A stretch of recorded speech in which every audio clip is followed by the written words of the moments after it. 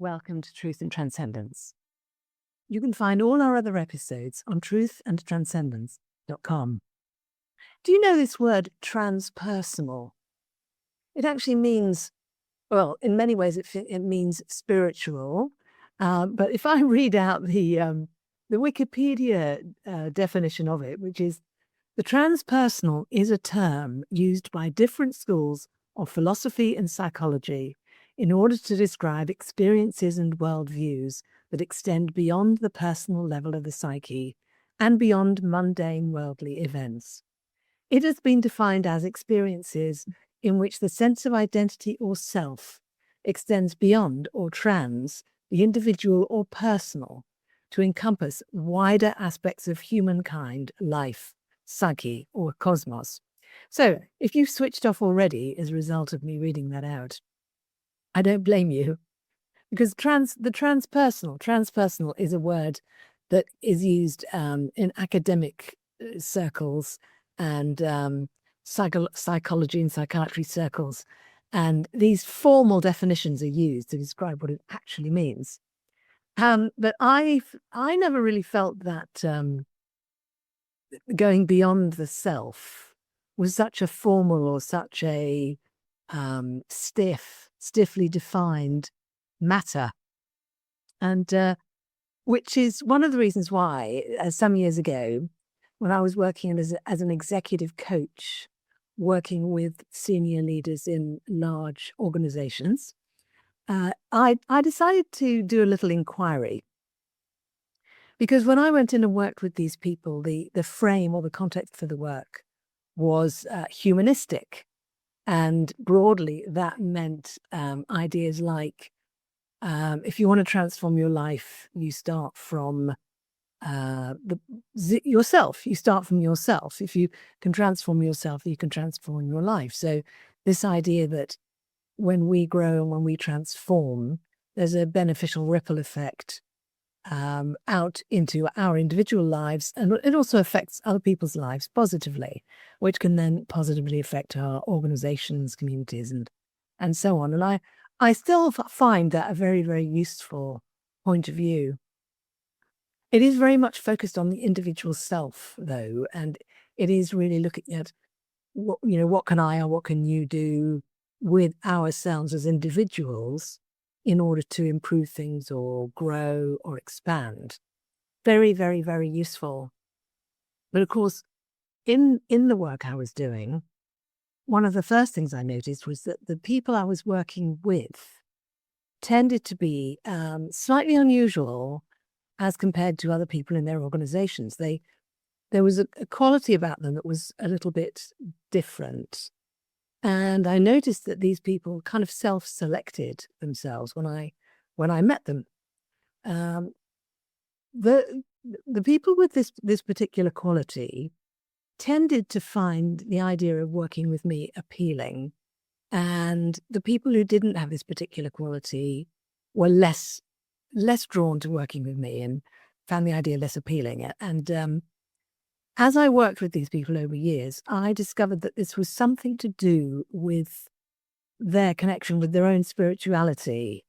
So that the people who had a connection with their own spirituality tended to be more interested in working with me than the people who well, that was less of interest to them, or less something that actually connected for them or resonated for them. And it took me a while before I realized this was what was happening. Once I'd gone past ego reactions of, well, surely everyone should want to work with me, and realizing that was bonkers. And moving on from there, I then started, well, okay, what is the difference here? And that was a significant difference. So there was then the question of, well, what does that actually mean? And that definition I just read out is incredibly dry and boring. And if I'd read that out to one of my clients at the time and said, does this mean you're interested in your own spirituality or transpersonal, is another way of saying the same thing, they would have said, well, not if that's what it means. So I conducted some interviews with the people I've been working with and asked them what the transpersonal actually meant to them.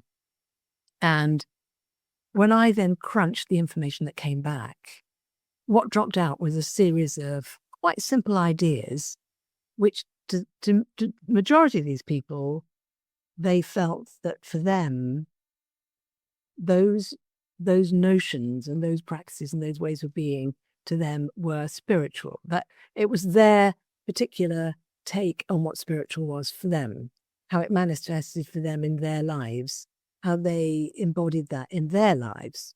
So I'm going to share with you what these were. There's more detail about this in the ebook, which I did write as a result of the inquiry, which you can find on my website, beingspace.world. And you can happily go on there and have a look and read it. But I'm just going to give you these key ideas that drop through. And as you're listening to this, maybe you'd like to consider, do some of these resonate for you? Are these an accurate or a resonating way of describing some of what for you is your spiritual embodiment? And if not, I wonder what yours might be.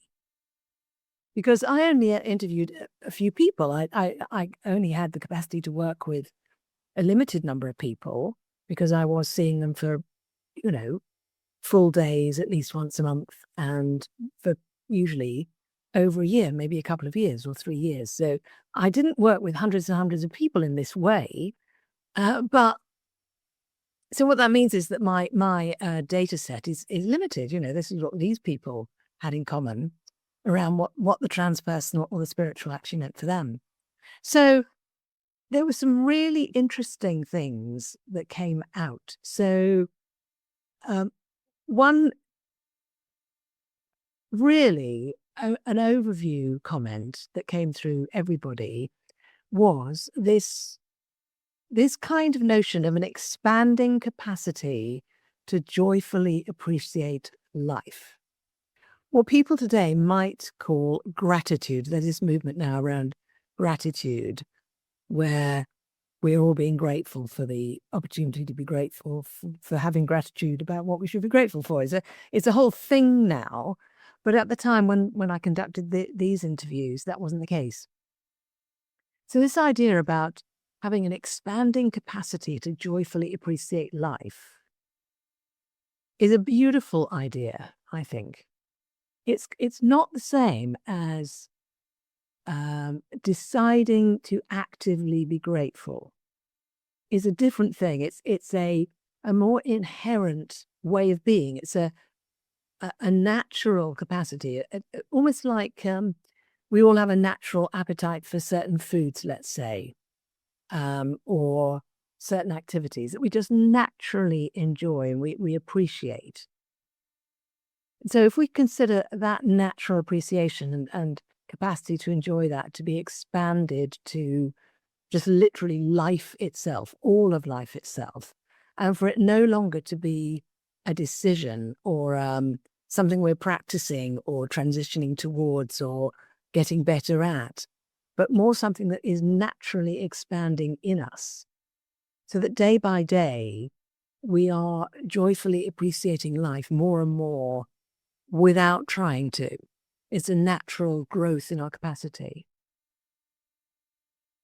And allied with that, this notion of standing by our deeply held values. Standing by our deeply held values. And that means acting from them in our own behavior and also supporting that in other people. So that our entire embodiment and our way of being and our life and our choices are in alignment with those deeply held values. So rather than complaining or moaning or being upset about other people not following values, we're focusing on standing by our own deeply held values, and that's our practice. And then taking those two ideas, the expanding capacity to joyfully appreciate life and standing by deeply held values, and seeing both of those as worthy things to invest in as part of lifelong learning. So a lifelong investment in those two things. So everyone I interviewed had that kind of overview umbrella in common, which was deeply moving really beautiful experience, deeply moving that these people were sharing this with me. And if you consider that when I first met these people, it was in a business context. They were looking for a coach. I was looking for a potential client. These were not things we necessarily spoke about when we first met, because that wasn't the context within which we met. But as we worked together, got to know each other, as they flowered and blossomed as people and came to fully accept and appreciate and love themselves more fully, they became more able to really recognize these things within themselves, celebrate them, enjoy them, and then share them, which is very, very powerful. So how did this then reflect for them as leaders at work? So I'm just going to give you these 5 headings of what they told me. The first one is life's too short and there's more to life than what's on the surface. So all of these people had in common, they no longer were willing to simply deal with things and deal with life and deal with work on a superficial level. That was no longer acceptable to them. It was only acceptable to them to actually look for meaning, find meaning, encourage meaning. And again, this was something that they were embodying. It wasn't something they had to think about. It was something that was just natural for them. The second one is openness to options and intuition. So this was really interesting to me, which is for these people, something that had emerged for them is the realization all the way through them, they were fully in alignment with the idea that new ideas, strange ideas, challenging ideas, odd ideas, different ideas, unpopular ideas are really important. And they actually want to open up to considering them. So these people were actively interested in ideas and notions and options that would take them outside their comfort zone. So again, they've moved from a place of, well, perhaps I should do that. That's a good idea. It's going to be good for me, etc. To, this is what they now have an appetite for. They no longer stay stuck within just their ideas. And of course, intuition provides some of those interesting, challenging foreign ideas. The third one is an emphasis on helping others flourish. So anyone who's a practitioner will probably have this one deeply embodied already as well, which is in all decisions, in all plans, in all implementations of change programs, business growth initiatives, whatever they were doing, helping other people to flourish is a prime emphasis for them. So again, this is not necessarily an HR-focused activity. It's not necessarily a how do we reward people activity, or what's our internal communication system like or about, etc. It's much more subtle than that. It's a more subtle connection in with what's going to help people flourish, actually. Not just an idea, not just a gimmick, not just a program, not just a technique, not just a mechanism, not another HR brilliant idea, but actually, and it links with the first one about there's more to life than what's on the surface, this question of looking at, no, let's look a bit deeper, what actually does help people flourish and what doesn't. And the thing about that is what helps people flourish is not always the same in every situation, in every organization or for every person or every group of people. So this is an inquiry thing. It's not a box ticking thing. And that leads on to the next one, which is incorporating transpersonal perspectives into organizational interventions. A lot of people believe that in life, there's a distinction between being spiritual and being human or practical or real life, in quotes, real life. For these people, that distinction's gone. For these people, being spiritual and connected to the transpersonal is an integrated part of life. It can't be taken out. It's no longer an either or. It's a 100% integrated aspect of being alive for them.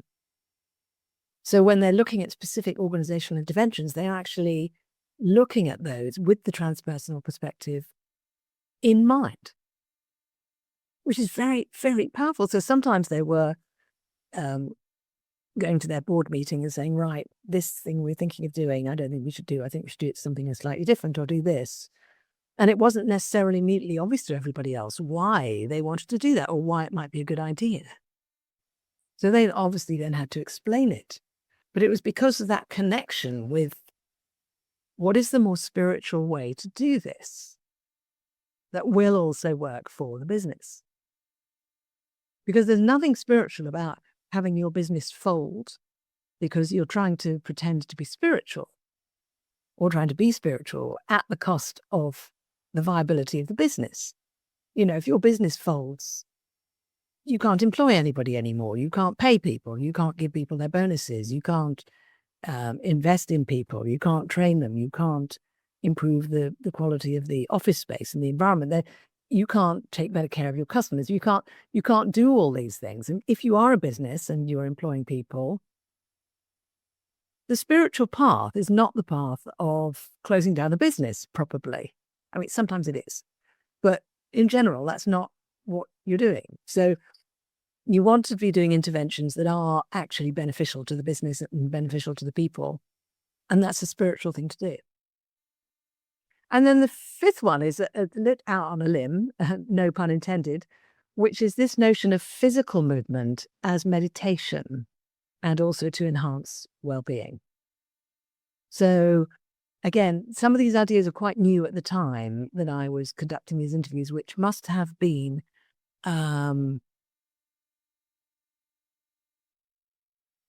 well over 10 years ago, maybe 15, 20 years ago, that this was happening. So this idea of physical movement as meditation, I know a woman right now who has contracts with organizations whereby her job is to send in yoga teachers, Reiki practitioners, all sorts of alternative practitioners to work with the people in that organization. And she has a very healthy business doing that.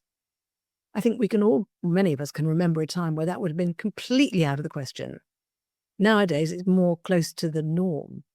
So it's more understood now that the body and the state of mind are vital, not just to our lives and to our health, but also to our organizations and our businesses. So, and physical movement is part of that. So you may be aware that I am very much involved with conscious dance. I love conscious dance. To me, it's a much more accessible form of meditation than, let's say, a sitting meditation.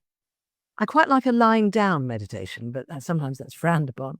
But sitting meditation never really took for me. But movement as a meditation, for me, was very accessible. And a lot of these people who I've been working with have now taken that on for themselves. Whether that was a long bike ride where they go into a meditative state, whether it is conscious movement, whether it's a certain conscious walking practice, whether it's yoga, whether it's qigong, whether it's any of these different things, different practices that are available now as meditation and to enhance well-being. So I thought that was really interesting, and I invite you to consider for yourself what might be your top 5 forms of embodiment that you don't have to actually think about, that are natural now for you. They are how you roll, how you do your life.